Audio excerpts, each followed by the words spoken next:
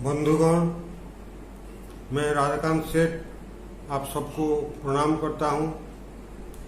आज का एपिसोड में मैं और एक मंदिर के बारे में बताऊंगा। वो मंदिर है रामजी गुड़ी, उमड़ी बाजार, संबलपुर। रामजी गुड़ी और गुड़ी टेम्पल और मंदिर को कहते हैं लोकल लैंग्वेज में, स्थानीय भाषा में मंदिर को गुड़ी भी बोलते हैं। तो ये रामजी गुड़ी बहुत जनप्रिय मंदिर है कमली बाजार एरिया में, संबलपुर में। ये कमली बाजार एरिया संबलपुर शहर का एक प्राचीन अंचल है, प्राचीन एरिया है, राजा राजोड़ा का जमाना से आई है। ये रामजी गुड़ी और रामजी टेम्पल, रामजी मंदिर राजा चौहान वंश राजाओं ने बनाया है। उसी टाइम से आज तक ये रामजी गुड़ी जनप्रिय होकर लोगों का उपासना स्थल के रूप में पूजा, रामचंद्र जी पूजा पा रहे हैं। ये रामजी गुड़ी कमली बाजार एरिया के निकट राम जी मंदिर दंडायमान है। ये रामजी गुड़ी बहुत प्राचीन है, चौहान वंश का समय से आया है। तो ये रामजी गुड़ी और रामजी मंदिर एक वैष्णव मंदिर है। विष्णु का उपासक यहाँ पूजा करते हैं, रामचंद्र जी को। राम विष्णु का अवतार थे, आप लोग जानते हैं। तो ये रामजी मंदिर में ये खासियत है कि जब रामनवमी, चैत्र मास में रामनवमी पालन किया जाता है, रामचंद्र जी का जन्मदिन पालन किया जाता है, तो यहाँ एक दिन नहीं, 2 दिन नहीं, पूरा 10-12 दिन तक ये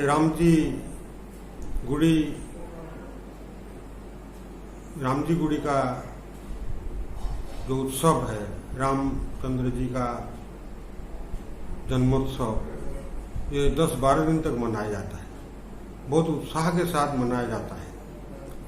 तो इसीलिए यहाँ बहुत लोग आते हैं, बहुत भक्त संबलपुर के वासी यहाँ एकजुट होते हैं, राम जी का दर्शन करते हैं, उपासना करते हैं। और एक नाम यज्ञ भी आयोजन किया जाता है लास्ट 4 डेज और 5 डेज में। तो ये रामजी गुड़ी बहुत जनप्रिय है संबलपुर एरिया में। तो ये रामजी मंदिर संबलपुर के लिए एक वैष्णव भक्ति का उन्मेष, संबलपुर वासियों का मन में एक वैष्णव भक्ति का उन्मेष करता है और विष्णु भगवान के प्रति भक्ति अटूट रहता है ये राम जी मंदिर के लिए। तो आप लोग जानते हैं कि भारत में बहुत लोग राम भक्त, विष्णु भक्त, विशेषकर नॉर्थ इंडिया में, उत्तर भारत में बहुत राम भक्त हैं।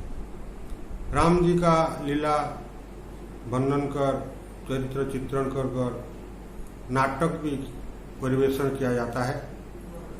तो राम जी बहुत पॉपुलर देवता है उत्तर भारत में और अनेक इलाकों में, उड़ीसा में भी और संबलपुर में भी। तो ये क्योंकि राम जी को सब भक्त, मानव जाति रामचंद्र जी को एक आदर्श पुरुष मानते हैं, आदर्श मर्यादा पुरुषोत्तम कहते हैं रामचंद्र जी को। तो इसीलिए राम का भक्त बहुत है, राम का पूजन, राम का आदर्श मानने वाले भारतीय लोगों के मन में गहरी छाप पका है। तो ये जो राम भक्ति है ये राम भक्ति भारत के कोनों कोनों में प्रकाशित है और रामचंद्र मर्यादा पुरुषोत्तम थे, आदर्श पुरुष थे। इसलिए सब लोगों का मन में एक भक्ति का उद्रेक होता है, एक आदर्श मानव के प्रति प्रीति जागृत होता है। तो संत तुलसीदास ने भी लिखा है कि जो मानव के मन में राम वैदेही प्रति प्रीति भाव नहीं जागता है वो आदमी नहीं है, वो मानव नहीं है। और राम और सीता के भक्ति जिस व्यक्ति का मन में नहीं आता है उसको हम इंसान नहीं कहते हैं, नहीं कहना चाहिए, क्योंकि राम और सीता मर्यादा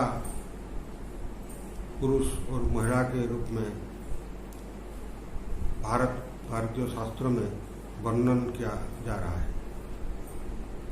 तो वाल्मीकि जी ने जो रामायण भी लिखा था वो ब्रह्मा के निर्देश से लिखा था। वो ब्रह्मा भी निर्देश दिए थे कि श्री राम चरित्र का ऐसा वर्णन करो कि एक भगवान के रूप में नहीं, एक आदर्श मानव के रूप में, मानव समाज का एक व्यक्ति के रूप में जो अपना नीति पर चलता है, वो नैतिकता संपन्न जीवन यापन करता है, वही राम के बारे में लिखो, भगवान राम के बारे में मत लिखो। अर्थात राम को एक आदर्श मानव समाज के व्यक्ति के रूप में चित्रण करो और भगवान के रूप में नहीं। तो ऐसे ही महर्षि वाल्मीकि ब्रह्मा जी का आदेश पालन किया और रामायण रचना किया। वही वाल्मीकि रामायण में राम को एक आदर्श मानव में परिवेशन किया है वाल्मीकि ने। इसलिए रामायण बहुत जनप्रिय है भारत में, परंतु शास्त्रों के अनुसार, शास्त्रों के नियमों के अनुसार जो 4 पुरुषार्थ हैं, धर्म, अर्थ, काम और मोक्ष, तो ये दृष्टिकोण से विचार करने से रामायण से महाभारत ज़्यादा शक्तिमान है, ज़्यादा पावरफुल है। क्योंकि रामायण पढ़ने से 3 पुरुषार्थ का प्राप्ति होती है, धर्म, अर्थ, काम।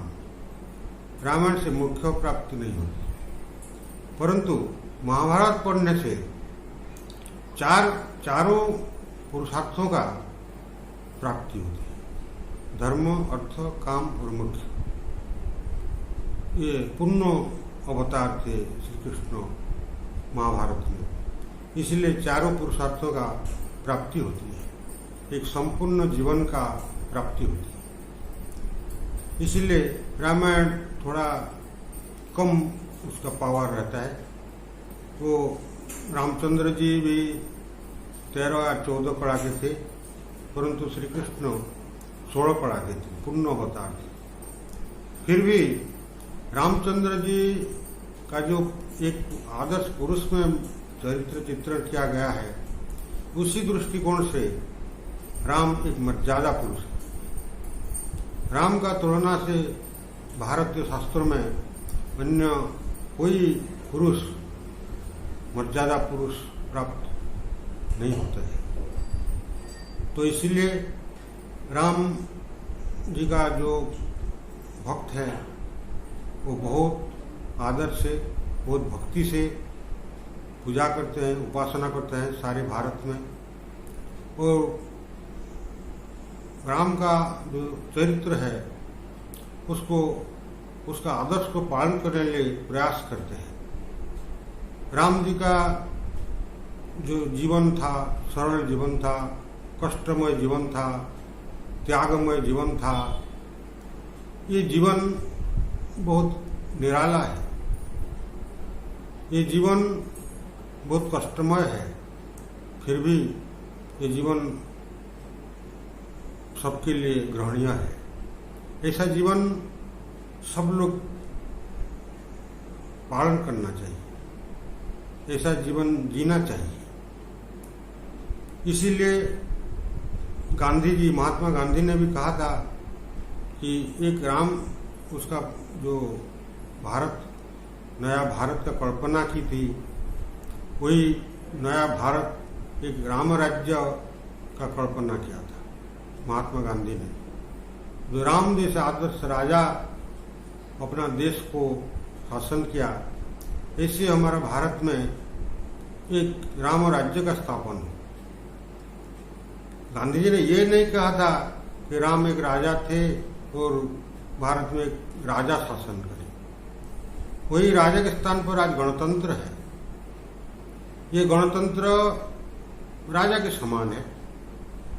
तो गणतंत्र में भी राम राज्य का जो सुशासन था, ऐसा सुशासन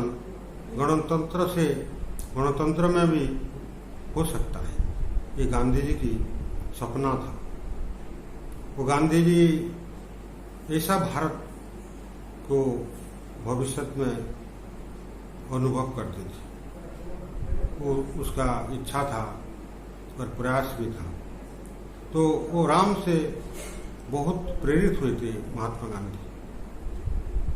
तो ऐसे राम का जो अनुशासन था, नीति था, राजनीति था, बहुत अतुलनीय था। इसीलिए राम का जो भक्त हैं भारत में, वही अनुशासन को पालन करने के लिए प्रयास करते हैं। तो हम सब लोग राम का आदर्श पालन करना चाहिए।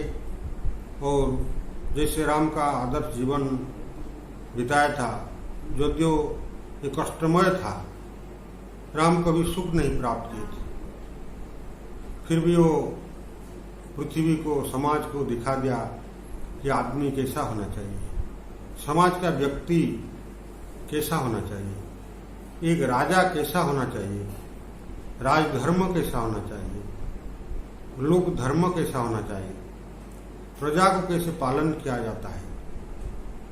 तो ऐसे राम जी का जो आदर्श है, हम सब पालन करना चाहिए।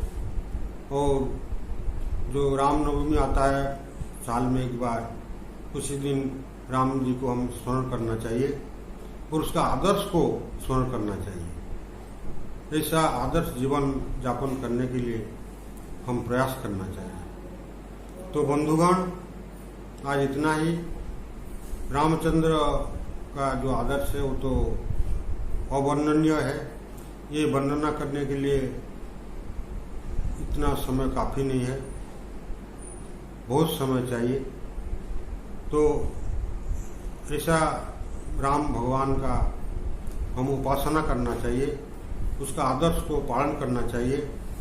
और एक रामराज्य, जो गांधी जी का सपना था कि ये रामराज्य स्थापन हो भारत में, तो ऐसा भारत हम देखना चाहते हैं। तो बंधुगण, आज इतना ही। राम जी को स्मरण करते हुए मैं सबको फिर धन्यवाद देता हूँ, प्रणाम करता हूँ, नमस्कार करता हूँ।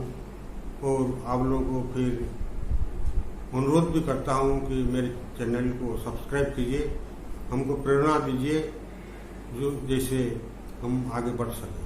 धन्यवाद।